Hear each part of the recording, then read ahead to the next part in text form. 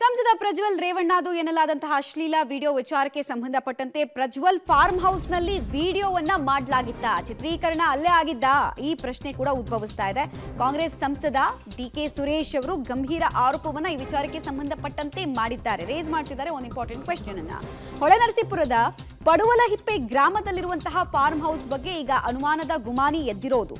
ಈ ಫಾರ್ಮ್ ಹೌಸ್ಗೂ ಕೂಡ ಎಸ್ಐಟಿ ಅಧಿಕಾರಿಗಳು ಭೇಟಿ ಕೊಡ್ತಾರಾ, ಸ್ಥಳ ಮಹಜರ್ ಮಾಡ್ತಾರಾ, ವಿಡಿಯೋದ ಮೂಲ ಹಾಗೂ ವಿಡಿಯೋ ಚಿತ್ರೀಕರಣ ನಡೆದಂತಹ ಜಾಗ ಇದೆರಡನ್ನ ಕೂಡ ತನಿಖಾಧಿಕಾರಿಗಳು ಭೇದಿಸಬೇಕು. ಇಡೀ ರಾಜ್ಯವನ್ನೇ ಬೆಚ್ಚಿ ಬೀಳಿಸಿರ್ತಕ್ಕಂತಹ ಸಂಸದ ಪ್ರಜ್ವಲ್ ರೇವಣ್ಣ ಅವರಿಗೆ ಸೇರಿದೆ ಏನದಲ್ಲ ಅಶ್ಲೀಲ ವಿಡಿಯೋ ಪ್ರಕರಣ ಎಲ್ಲೆಡೆ ವಿಸ್ತೃತವಾದ ಚರ್ಚೆ ಆಗ್ತಿದೆ. ಇದರ ತನಿಖೆಗೆ SIT ತಂಡವನ್ನು ಸಹ ರಾಜ್ಯ ಸರ್ಕಾರ ನೇಮಿಸಿದೆ. ಈಗಾಗಲೇ ತನಿಖೆಯನ್ನು ಸಹ ಮಾಡಲಾಗ್ತಾ ಇದೆ. ಏನು ಕಾಂಗ್ರೆಸ್ನ ಹಲವು ನಾಯಕರು ಏನು ಅಶ್ಲೀಲ ವಿಡಿಯೋಗಳು ರೆಕಾರ್ಡ್ ಆಗಿದೆ ಅದು ಹಾಸನದಲ್ಲಿರುವ ಸಂಸದರ ನಿವಾಸ ಹಾಗೂ ಪಡುವಲೆಪ್ಪೆಯಲ್ಲಿರುವ ಅವರ ಫಾರ್ಮ್ ಹೌಸ್ನಲ್ಲಿ ಆಗಿದೆ ಅಂತ ಆರೋಪವನ್ನು ಮಾಡಿರುವುದು ಈಗ ನಾವು ದೃಶ್ಯದಲ್ಲಿ ಗಮನಿಸಬಹುದು. ಇದು ಹೊಳೆನರಸೀಪುರ ತಾಲೂಕಿನ ಪಡುವಲೆಪ್ಪೆ ಅಂತಹ ಗ್ರಾಮ. ಇಲ್ಲಿ ದೇವೇಗೌಡರು ಹುಟ್ಟಿ ಬೆಳೆದಿದ್ದೆಲ್ಲ ಸಂಪೂರ್ಣವಾಗಿ ಇದೇ ಗ್ರಾಮದಲ್ಲಿ.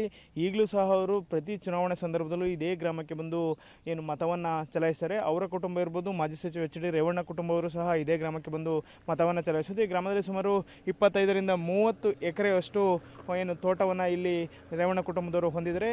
ಈ ತೋಟದಲ್ಲಿ ಅವರ ಏನು ಹೈನುಗಾರಿಕೆ ಇರ್ಬೋದು, ತೆಂಗಿನ ತೋಟ ಇರ್ಬೋದು, ಪ್ರತಿಯೊಂದನ್ನು ಸಹ ಇಲ್ಲಿ ಅವರು ಮಾಡ್ಕೊಂಡಿರ್ತಕ್ಕಂಥದ್ದು. ಅಲ್ಲದೆ ಈ ತೋಟದ ಮನೆಯ ಸುತ್ತ ಕಾಂಪೌಂಡನ್ನು ಹಾಕಲಾಗಿದೆ.